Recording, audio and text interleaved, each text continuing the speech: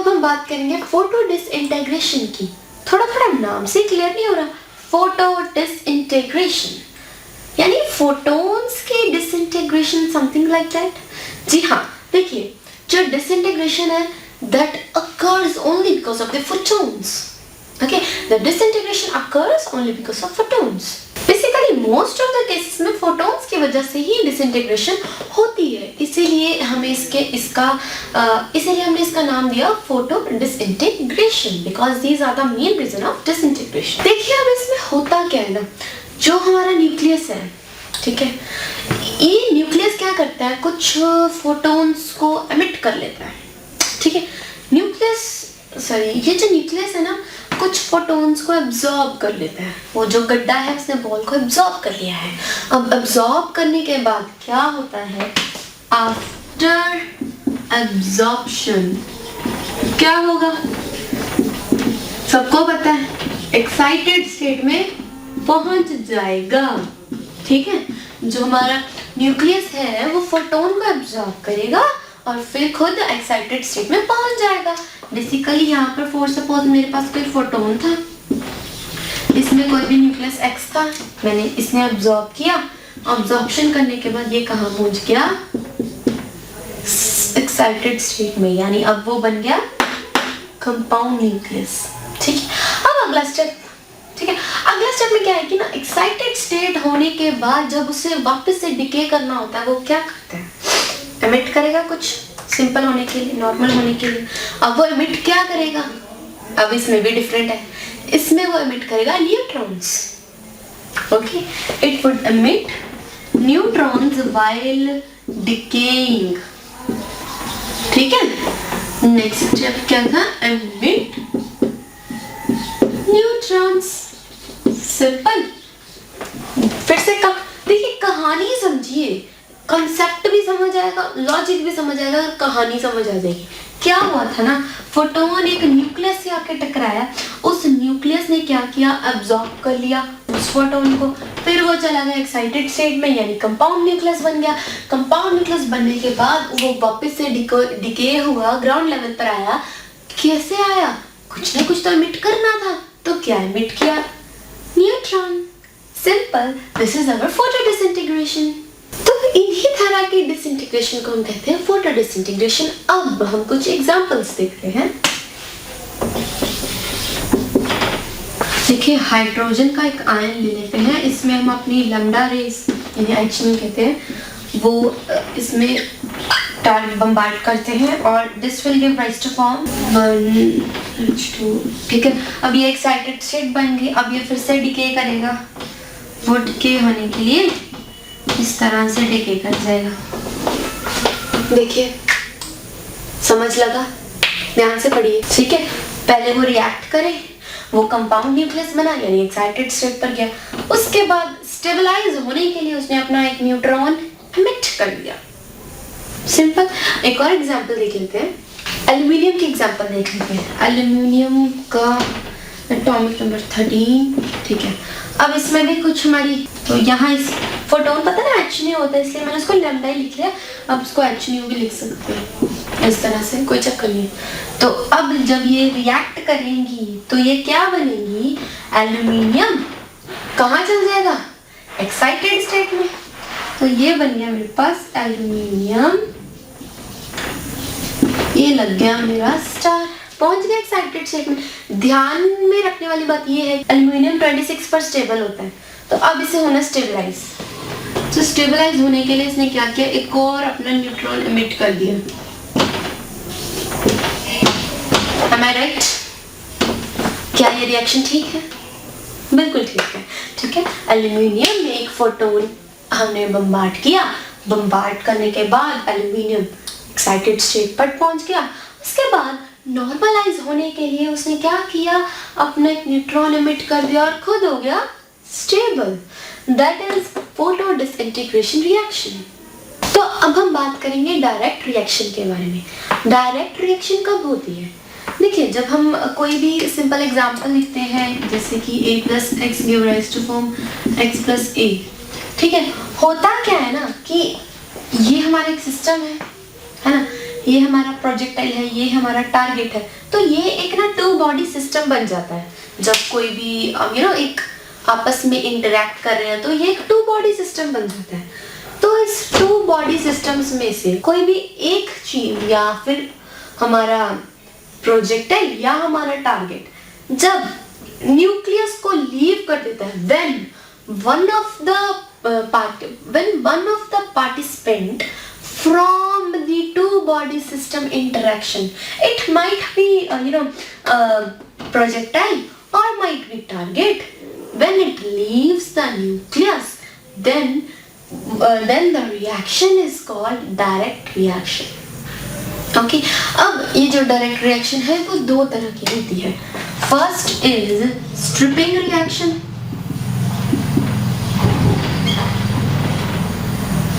Reaction, दूसरी है हमारे पास पिकअप रिएक्शन। ठीक, अब पहले बात करते हैं स्ट्रिपिंग रिएक्शन में क्या होता है।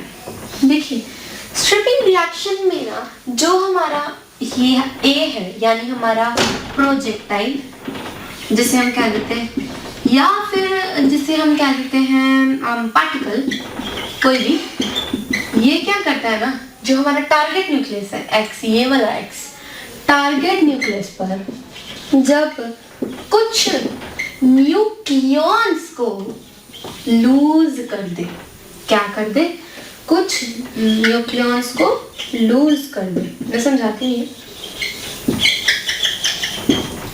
कहा जाता है स्ट्रिपिंग रिएक्शन। बेसिकली जब हमारा प्रोजेक्टाइल या पार्टिकल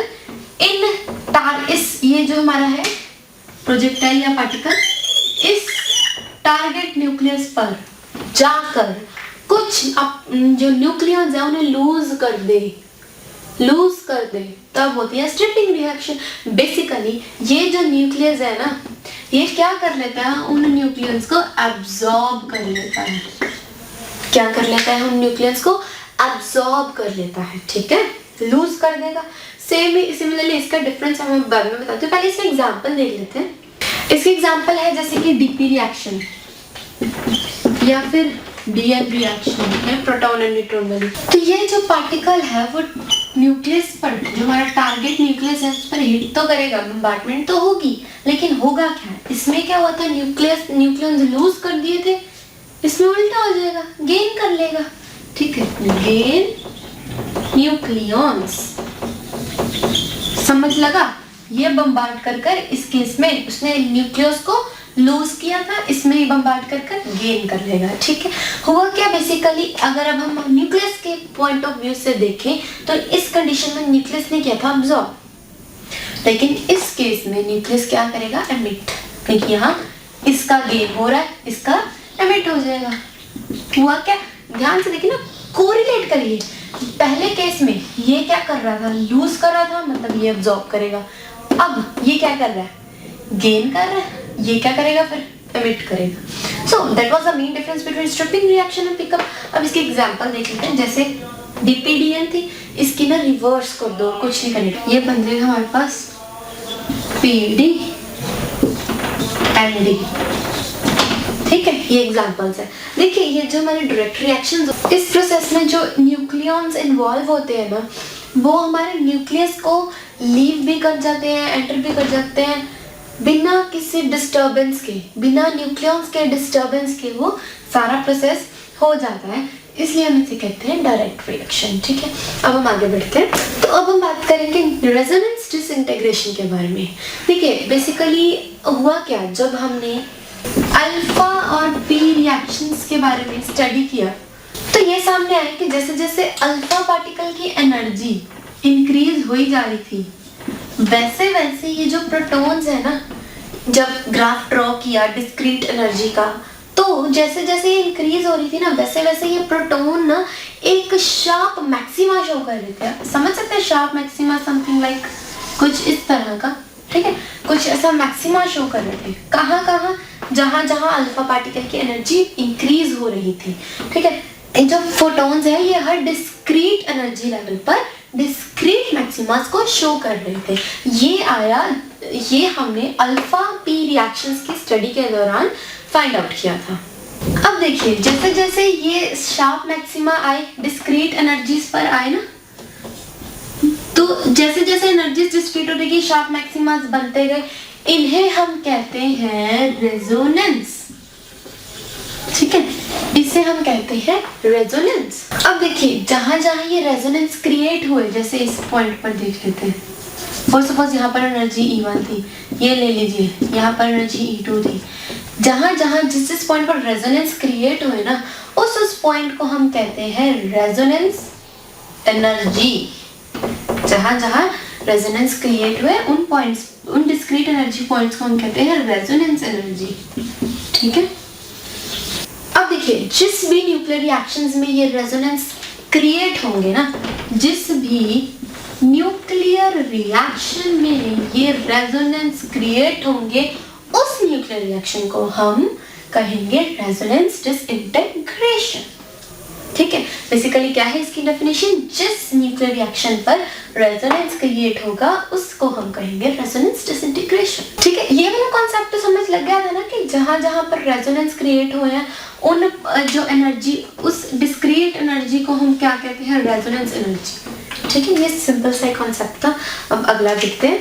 तो अब हम बात करेंगे फ्रेगमेंटेशन की। फ्रेगमेंटेशन में क्या होता है, जो हमारा पार्टिकल है जो हमें बम्बार्ड कराना है, फॉर एग्जांपल ए, अब ये जो ए पार्टिकल है इसकी जो एनर्जी चाहिए वो बहुत हाई होनी चाहिए। ठीक है, क्यों हाई होनी चाहिए वो मैं बताती हूँ क्यों। क्योंकि इस अगर इसकी एनर्जी हाई होगी, फॉर सपोज बहुत ज़्यादा, यहाँ पर मेरा पड़ा न्यूक्लियस, अब ये अल्फा यहाँ पर आकर बम्बार्ड होगा ए पार्टिकल। जब ये बम्बार्ड होगा तो बम्बार्डमेंट के बाद ये कुछ स्मॉलर न्यूक्लियस में कन्वर्ट होगा। इसीलिए अगर इसकी एनर्जी बहुत लो होगी तो क्या ये कभी डिसइंटीग्रेट होगा? फ्रेगमेंटेशन के लिए हमें इसकी एनर्जी हाई चाहिए। अब होगा क्या ना, जब ये पार्टिकल न्यूक्लियस के साथ इंटरेक्ट करेगा तब ये न्यूक्लियस छोटे छोटे न्यूक्लियाई में कन्वर्ट हो जाएगा, डिसइंटीग्रेट हो जाएगा। ओके, अब ध्यान में रखने वाली बात ये है कि ये जो बने हैं ना, हमारे छोटे छोटे न्यूक्लियाई बने हैं, इनकी जो ये जो इन्हें थोड़े लाइट होने चाहिए। किससे लाइट होने चाहिए? फ्यूजन न्यूक्लियस से। लेकिन अल्फा पार्टिकल्स के कंपैरेटिवली हैवियर होने चाहिए। ये ध्यान में रखिएगा कि ये जो बनेंगे ना, ये इससे कंपैरेटिवली हैवियर होने चाहिए। फ्यूजन न्यूक्लियस से बेशक लाइटर हो, मगर अल्फा पार्टिकल से ये होने चाहिए heavier. So that was fragmentation. बहुत ही इजी और सिंपल सा कंसेप्ट है। तो अब हम बात करेंगे फ्यूजन और फिजन के बारे में। देखिए ये तो हमने छोटी क्लासेस में पढ़ा ही हुआ, व्हाट इज फ्यूजन और व्हाट इज फ्यूजन। ठीक है, वही है, कुछ खास नहीं है। देखिए फिजन में क्या होता है, फिजन आपको पता ही है क्या होता है। जब कोई हाईली मैसिव न्यूक्लियस किसी फ्रेगमेंट्स में डिसइंटीग्रेट हो जाता है। ठीक है, जैसे हमने पहले पढ़ा था, ये डिसइंटीग्रेट हो जाएगा। ठीक है, लेकिन ये जो था ना, इसका मास हमेशा ज़्यादा होगा, डिसइंटीग्रेशन के लिए मास ज़्यादा चाहिए। तो अब ये वाले जो स्मॉलर फ्रेगमेंट्स बनेंगे, उनका मास इसके कंपैरेटिवली लाइटर होना चाहिए। अब होना क्या चाहिए, होगा ही कम ही होगा कभी, क्योंकि है तो उसी का हिस्सा, वही तो फ्रेगमेंटेशन ही हुई है ना। ठीक है, अब जब ये डिसइंटीग्रेट करेंगे, डिसइंटीग्रेशन के साथ क्या होगा, फ्रेगमेंट्स तो बनेंगे, लेकिन साथ में क्या होगा, कुछ न्यूट्रॉन्स भी एमिट होंगे। न्यूट्रॉन्स एमिट होने के साथ साथ लॉट्स ऑफ एनर्जी भी रिलीज होगी। ठीक है, क्या होगा, फ्रेगमेंटेशन के साथ साथ न्यूट्रॉन्स भी एमिट करेंगे और एनर्जी भी रिलीज होगी। उसी तरह का है फ्यूजन। फ्यूजन में क्या होगा, बहुत सारे छोटे छोटे light nuclei will combine to form a great massive nuclei। इसमें क्या होगा, इसमें अब कुछ बनना तो है, देखो एक न्यूक्लियस बनेगा लेकिन साथ में एनर्जी भी तो रिलीज होगी ना। ठीक है, बहुत सारी एनर्जी भी रिलीज होगी। तो ये कोई खास कॉन्सेप्ट नहीं है, ये सिंपल कॉन्सेप्ट है फिजन और फ्यूजन का। फिजन में क्या था, हैवियर मास जो हैवियर न्यूक्लियाई जो था वो स्मॉलर न्यूक्लियाई में कन्वर्ट हो जाएगा, डिसइंटीग्रेट हो जाएगा, डिके कर जाएगा और इसके दौरान इसके साथ साथ न्यूट्रॉन्स भी एमिट होंगे और एनर्जी भी रिलीज होगी। इसी तरह इसमें कुछ छोटे छोटे lighter nucleus will combine to form greater nuclei with a release of lot of energy। ठीक है, अब हम आगे बढ़ते हैं। तो अब हम बात करेंगे स्पेलेशन के बारे में। देखिए, spallation is a process in which fragments of a body are ejected from it due to stress. ठीक है, इसमें से उसके फ्रेगमेंट्स इजेक्ट होते हैं, that is what we call spallation. अब न्यूक्लियर स्पेलेशन में क्या होता है? न्यूक्लियर स्पेलेशन में एक एक्सेलरेटर पार्टिकल यूज होता है जिसकी मदद से हमें एक बीम ऑफ न्यूट्रॉन्स मिलती है, that will be helpful in our experiments. Okay, तो बीम ऑफ न्यूट्रॉन्स के लिए न्यूक्लियर स्पेलेशन का यूज होता है। तो अब जो न्यूट्रॉन की बीम प्रोड्यूस करनी है वो कैसे होगी?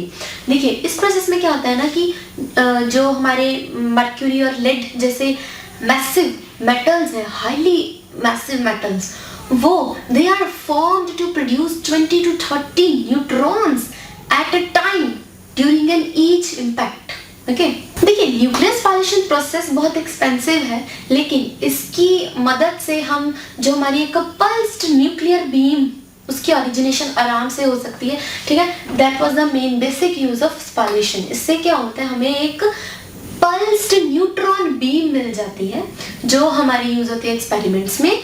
और वो कैसे बनेगी? जो मैंने पहले बताया, मर्क्यूरी और लेड जैसे कुछ मैसिव मेटल्स यूज होते हैं जो एक इम्पैक्ट के दौरान 20 से 30 न्यूट्रॉन्स एमिट करते हैं, उसकी मदद से हमें मिलता है हमारा पल्स्ड न्यूट्रॉन बीम। ठीक है, ये बहुत एक्सपेंसिव है बट स्टिल इट्स हेल्पफुल। तो ये अभी हमने सारे के सारे रिएक्शंस पढ़ लिए, different types of nuclear reactions, और उनका बहुत ही बेसिक सा कॉन्सेप्ट हमने पढ़ा है, कुछ भी नहीं छूटा है, मतलब हर चीज़ बेसिक से शुरुआत से समझाई गई है। तो अगर आपको ये वीडियो थोड़ी सी भी हेल्पफुल लगी हो तो प्लीज़ लाइक करना ना भूलें और कमेंट करें। अपना कोई भी क्वेश्चन हो या कोई भी क्वेरी, कोई भी डाउट, तो कमेंट करके ज़रूर पूछें। And thank you and have a nice day. Channel को सब्सक्राइब करना ना भूलें। Bye bye.